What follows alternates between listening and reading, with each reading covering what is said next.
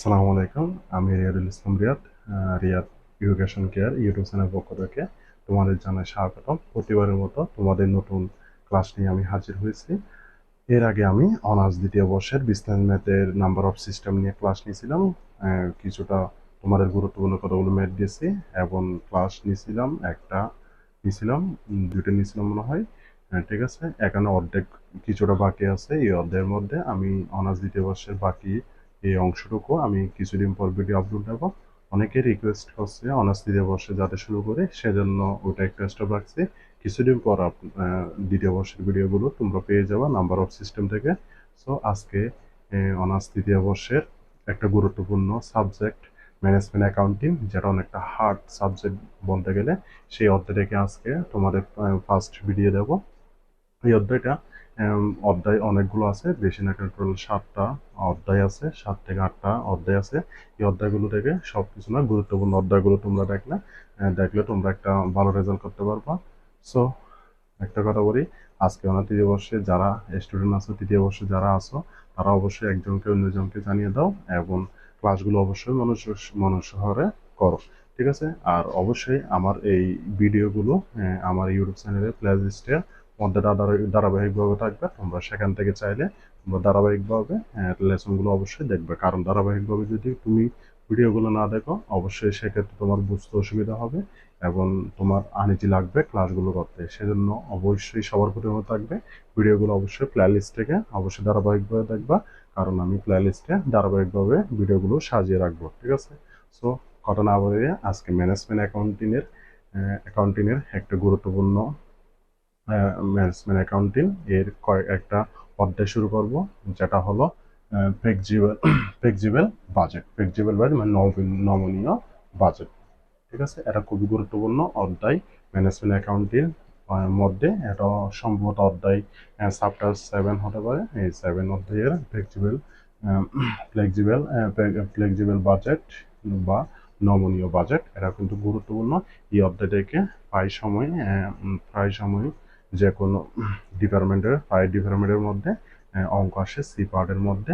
So এই অধ্যায় flexible budget নমনীয় বাজেট থেকে অবশ্যই শুধুমাত্র একটা নিয়ম এখানে থাকে, তোমাকে বেশিরভাগ গ পার্টে শুধু একটাই অঙ্ক থাকে, তোমাকে বাহির করতে বলে ফ্লেক্সিবল বাজেট নির্ণয় করো। ঠিক আছে, একটা তোমাকে গ পার্টে ফ্লেক্সিবল বাজেট নির্ণয় করতে বলবে। ঠিক আছে, কিন্তু এই ফ্লেক্সিবল বাজেটের একটা গুরুত্বপূর্ণ হলো এখানে একটা কাঠামো আছে। এই কাঠামোটা যদি তুমি আয়ত্ত করতে পারো, নিজের মাথায় যত সেট আপ করতে পারো, দেখবে যে অঙ্কটা তোমার এই অধ্যায়ের অঙ্কটা অনেকটা ইজি লাগতেছে, কারণ এখানে তেমন সূত্র নেই, শুধুমাত্র তোমার ফর্মুলাটা মানে এইভাবে ফ্লেক্সিবল বাজেটটা কিভাবে করতে হয়, এই ফর্মুলাটা যদি তুমি মাথার মধ্যে সেট আপ করো, দেখবা যে ইজিলি তোমার কোনো অঙ্কটা করতে পারছো। ঠিক আছে? সো একটা আমি ফর্মুলাটা সুবিধার জন্য লিখে রাখছি। এই ফর্মুলাটা তোমরা অবশ্যই মুখস্থ করে নেবা, কারণ এই ফর্মুলাটা দেখলেই মোটামুটি এই অধ্যায়টা শেষ বললেই চলে, কারণ এটা ছাড়া আর কোনো ম্যাথই আসে না এই অধ্যায় থেকে। পরবর্তীতে আমি এই ফর্মুলার পরে কয়েকটা ম্যাথ করাই দেবো, যাতে তোমরা আরও অধ্যায়ের প্রতি আরও ইজিলি অধ্যায়টা আয়ত্ত করতে পারো। সো আমি তোমাদের কাঠামোটা দেখাচ্ছি। কাঠামোটা দেখো, ফ্লেক্সিবল বাজেট আমাদের অবশ্যই আবার কি বের করতে বলবো, অবশ্যই ফ্লেক্সিবল বাজেট করতে বলে। ঠিক আছে, তখন আমরা এখানে কিন্তু কতগুলো আমি স্ট্রাকচার দিচ্ছি, এই স্ট্রাকচার অনুযায়ী কিন্তু আমাদের ফ্লেক্সিবল বাজেটটা করতে হবে। ঠিক আছে, এখানে ম্যাথের মধ্যে একটা তোমাদের ছাড় দেওয়া থাকবে, সেখান থেকেই তোমাকে কি করতে হবে, ফ্লেক্সিবল বাজেট তৈরি করতে হবে। কিন্তু আমি এখানে শুধুমাত্র কাঠামোটা তোমাদের দেখাবো, পরবর্তী ভিডিওর মধ্যে তোমাদের একটা ম্যাথ নিয়ে সলিউশন কিভাবে করতে হয় সেই টোটালি জিনিসটা তোমাদের দেখাই দেবো। সো আজকে দেখি আমরা ফ্লেক্সিবল বাজেটের মধ্যে আমাদের কি, যখন আমরা ফ্লেক্সিবল বাজেট করব, প্রথমে আমাদের লাগবে যে প্রাইম কস্ট। কি লাগবে আমাদের? Prime cost. ঠিক আছে, প্রাইম কস্টের মধ্যে কিন্তু 3টা এন্ট্রি থাকে। কয়টা? 3টা। শুধুমাত্র কয়টা থাকবে? 3টা থাকবে। যেমন রাউ মেটেরিয়ালস, ঠিক আছে, কাঁচামাল। ঠিক আছে, রাউ মেটেরিয়ালস, তারপর আরেকটা থাকবে কি, লেবার, তারপর আরেকটা ভেরিয়েবল এক্সপেন্স। ঠিক আছে, এই 3টাকে কি বলে? Prime cost. তাহলে প্রাইম কস্ট মানে আমাদের মনে রাখতে হবে যে, প্রাইম কস্ট মানে আমাদের এই 3টা জিনিস মাথায় রাখতে হবে। এক নম্বর হলো কি, রাও মেটেরিয়ালস, তারপর 2 নম্বর লেবার, 3 নম্বর হলো কি আমাদের ভেরিয়েবল এক্সপেন্স। এই তিনটা কি, এই তিনটা হলো টোটাল কি প্রাইম কস্ট। ঠিক আছে, দ্বিতীয় পর্যায়ে আমাদের মনে রাখতে হবে যে দেখো ভেরিয়েবল ওভারহেড, ভেরিয়েবল ওভারহেড কোনগুলোকে বলে, শুধুমাত্র এই তিনটা জিনিসকে বলে। ভেরিয়েবল ওভারহেড মানে কি সেটাও মনে রাখতে হবে। ঠিক আছে, এখন দেখো একটা জিনিস, এখানে আমরা একটা জিনিস খেয়াল করবা।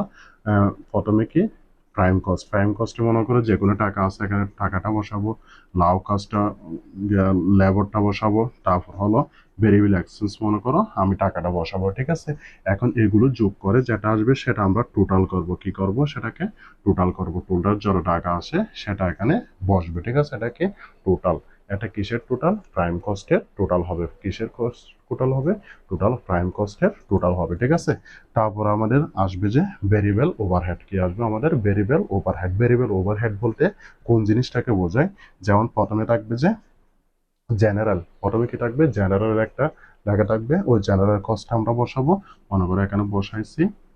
তারপর আমাদের থাকবে সেলিং এক্সপেন্স। কি থাকবে আমাদের, লিখতে হবে যে সেলিং এক্সপেন্স, মানে সেলিং এক্সপেন্সটা লিখবো।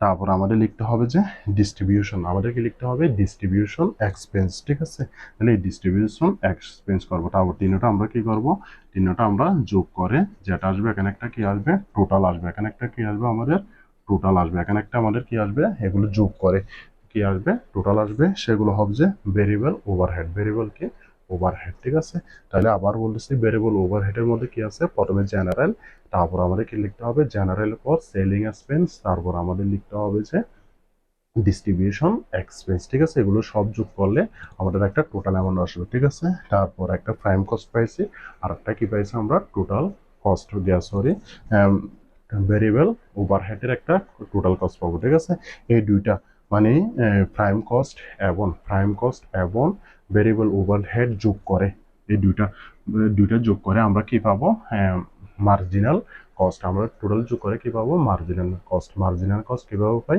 প্রাইম কস্টের টোটালগুলো এবং ভেরিয়েবল ওভারহেডের টোটালগুলো যোগ করলে কি আসবে আমাদের, মার্জিনাল টোটাল কস্ট আসবে। কি আসবে আমাদের, মনে করে একটা মার্জিনাল কি আছে, টোটাল কস্ট আছে, মানে এক এবং কত, এক এবং প্রাইম কস্ট এবং ভেরিয়েবল যোগ করে আমরা কি পাবো, মার্জিনাল কস্টটা পাবো। ঠিক আছে, তারপর আমাদের লাগবে যে এরপরে আমাদের ডাবটা হলো আমাদের ফিক্সড কস্ট। কি লাগবে আমাদের, ফিক্সড কি আছে, কতগুলো কি আছে, কস্ট আছে। ঠিক আছে, ফিক্সড কস্টের মধ্যে আমরা প্রথমে কি আছে, প্রথমে কি জেনারেল, তারপরটা সেলিং এক্সপেন্স, তারপরটা ডিস্ট্রিবিউশন এক্সপেন্স, তারপরটা আমাদের হলো কি অ্যাডমিনিস্ট্রেশন এক্সপেন্স। এই টোটাল চারটা হলো, চারটাকে কি বলে, ফিক্সড কস্ট বলে। ফার্স্ট চারটাকে কি বলে, টোটাল ফিক্সড কস্ট বলে। তাহলে ফিক্সড কস্টগুলো কি কি, আমরা general, selling expense, distribution expense, তারপর কি অ্যাডমিনিস্ট্রেশন এক্সপেন্স, এই চারটাকে কি বলে, টোটাল ফিক্সড কস্ট। ঠিক আছে, অবশ্যই বার বলে এই জিনিসগুলো, ফর্মুলাগুলো তুমি মনে রাখবা। প্রাইম কস্ট বলতে কোনগুলো, ভেরিয়েবল ওভারহেড কোনগুলো, ফিক্সড কস্ট কোনগুলো। ঠিক আছে, এই দুটো যোগ করলে যেটা আসছে সেটাকে বলে মার্জিনাল কস্ট বলে। ফিক্সড কস্ট বলতে কয়টা, চারটা, জেনারেল, তারপর সেলিং এক্সপেন্স, তারপর ডিস্ট্রিবিউশন এক্সপেন্স, তারপর কি অ্যাডমিনিস্ট্রেশন এক্সপেন্স। এটার সাথে কিন্তু অনেকটা এখানে টোটাল, এখানে তিনটা যেটা ছিল ভেরিয়েবল কস্টের মধ্যে, এই তিনটে কিন্তু এখানে আছে, শুধুমাত্র ফিক্সড হচ্ছে, আর একটা তোমাকে মনে রাখতে হচ্ছে, সেটা হলো অ্যাডমিনিস্ট্রেশন এক্সপেন্স। ঠিক আছে, এই টোটাল এখানে একটা টোটাল অ্যামাউন্ট আসবে। এখানে মনে করো জেনারেল একটা কস্ট আছে, তারপরে সেলিং একটা আসছে, তারপর মনে করো ডিস্ট্রিবিউশন একটা আসছে, আর অ্যাডমিনিস্ট্রেশন একটা এক্সপেন্স, টোটাল একটা আসবে। এখানে কি আসবে, টোটাল একটা কি আসবে, অ্যামাউন্ট আসবে। টোটাল একটা কি আসবে, অ্যামাউন্ট আসবে। ঠিক আছে, টোটাল অ্যামাউন্ট। ঠিক আছে, এখন টোটাল অ্যামাউন্ট আসছে। ঠিক আছে, তখন এখন কি করতে হবে, তোমাকে টোটাল কস্ট নিমে একটা কমা লিখতে হবে, টোটাল কস্ট। টোটাল কি কস্ট, টোটাল কস্ট করবা যে এখানে মেটেরিয়াল কস্ট এবং ফিক্সড কস্ট যোগ করবা। কি করবা, এখানে কি টোটাল কস্ট, এখানে একটা কি বের করতে হবে, টোটাল কস্ট। টোটাল কস্ট কোথায় থেকে পাবো, মেটেরিয়াল কস্ট যেটা পাইছো সেটার সাথে ফিক্সড কস্ট এখানে যেটা পাবা, সেই দুইটা 3 এবং 4 মানে 3 নাম্বার মেটেরিয়াল কস্ট এবং ফিক্সড কস্ট যোগ করলে আমাদের কি আসবে, টোটাল কস্টটা এখানে চলে আসবে। কি চলে আসবে? টোটাল কস্টটা চলে আসবে। এভাবে কিন্তু আমাদের ফ্লেক্সিবল বাজেটের যে অঙ্কটা আসবে, সি পার্টের মধ্যে ফ্লেক্সিবল যে বাজেট যেটা তৈরি করতে বলবে, এটা এই ফর্মুলা অনুযায়ী করতে হবে। ঠিক আছে? এই ফর্মুলাটা অবশ্যই তোমাকে বারবার বলে ভালো করে মুখস্থ নিবা। কিসের পর মানে প্রাইম কস্টের মধ্যে কি কি থাকে, তারপর ভেরিয়েবল ওভারহেডের মধ্যে কি থাকে, মেটেরিয়াল কস্ট কোথা থেকে আসে, এবং ফিক্স কস্ট বলতে কোনগুলো, অবশ্যই তোমরা ভালো করে মুখস্থ করবা। পরবর্তীতে আমি অঙ্কের মাধ্যমে তোমাদের এই সমাধানটা আরো ইজিলি দেখবো যে আয়ত্ত চলে আসছে। ঠিক আছে? তোমাদের দায়িত্ব এখন এই ফর্মুলাটা কি করা, মুখস্থ করা। ঠিক আছে? এখানে আরেকটা জিনিস আসে, এই ফ্লেক্সিবল বাজেটের মধ্যে অঙ্ক করার সময় আরেকটা জিনিস আসে, সেমি ভেরিয়েবল। একটা কি আছে? সেমি ভেরিয়েবল কস্ট এক্স আছে, সেগুলো এখান থেকে বাহির করতে হয়। ঠিক আছে? এগুলো আমি যখন ম্যাথ করাবো তখন তোমাদের সেখানে বলে দেবো কিভাবে বাহির করবো। ঠিক আছে? এখানে এই অধ্যায়ে এই ফর্মুলাটা হলো মেন। ঠিক আছে? আরেকটা আমাদের সূত্র লাগে, যেমন আরেকটা সূত্র যদি আসে, সেটাও যেমন বলে, সেটা একটা সূত্র আছে এখানে, যেমন variable variable variable cost variable cost per unit একটা এখানে সূত্র লাগে আমাদের। ভেরিয়েবল কস্ট কে পার ইউনিট একটা সূত্র হলো, তখন কি লিখবা, highest, HIGS, highest highest cost, তারপরে দিকে লিখবা মাইনাস লোয়ারস্ট কস্ট। ঠিক আছে? আর নিচে লিখবা যে হাইস্ট ইউনিট মাইনাস লোয়ারস্ট ইউনিট। ঠিক আছে? এটা হলো যখন অনেক সময় লাগে, আমাদের অনেক সময় আসে যে ভেরিয়েবল কস্ট পার ইউনিট যখন বের করতে বলে, হাইস্ট কস্টটা দিবা মাইনাস কি লো কস্টটা যেটা আছে সেটা দিবা, ডিভাইড বাই হাইস্ট ইউনিট, তাও মাইনাস কি লো ইউনিট। ঠিক আছে? এগুলো আমরা যখন ম্যাথ করবো, অবশ্যই তোমাদের এই সূত্রগুলো আসলে সেই অনুযায়ী তোমাদের ম্যাথটা করাই দেবো, তখন তোমরা বুঝতে আরো সুবিধা হবে। ঠিক আছে? সো আজকের ক্লাস এখানে শেষ করবো, কিন্তু বারবার বলি, পরবর্তী নেক্সট ক্লাস করার জন্য অবশ্যই এই ফর্মুলাটা তোমরা খাতার মধ্যে তুলে নিবা, কারণ এই ফর্মুলা অনুসারে আমরা ম্যাথগুলো করবো। ঠিক আছে? সো নেক্সট ক্লাসের জন্য অবশ্যই ওয়েট করবা। সেই সাথে অবশ্যই নেক্সট ক্লাস সবার আগে পাওয়ার জন্য অবশ্যই ইউটিউব চ্যানেলে অবশ্যই সাবস্ক্রাইব করবা, সেই সাথে বেল আইকন দিয়ে রাখবা, যাতে ভিডিও দেওয়ার সাথে সাথে তোমার মোবাইলে নোটিফিকেশন চলে যায়। সো আজকের ক্লাস এখানে শেষ করার আগে একটা কথা রাখি, অবশ্যই আমার YouTube channel Riyad education care অবশ্যই সাবস্ক্রাইব করবা, সেই সাথে ভিডিওগুলো শেয়ার করবা, বন্ধু বান্ধব যারা আছে, আত্মীয় স্বজন যারা আছে, সবাইকে শেয়ার করো, যাতে তারাও ভিডিওগুলো দেখে উপকৃত হতে পারে। সো সুস্থ থাকবা, ভালো থাকবা, আল্লাহ হাফেজ, আসসালাম।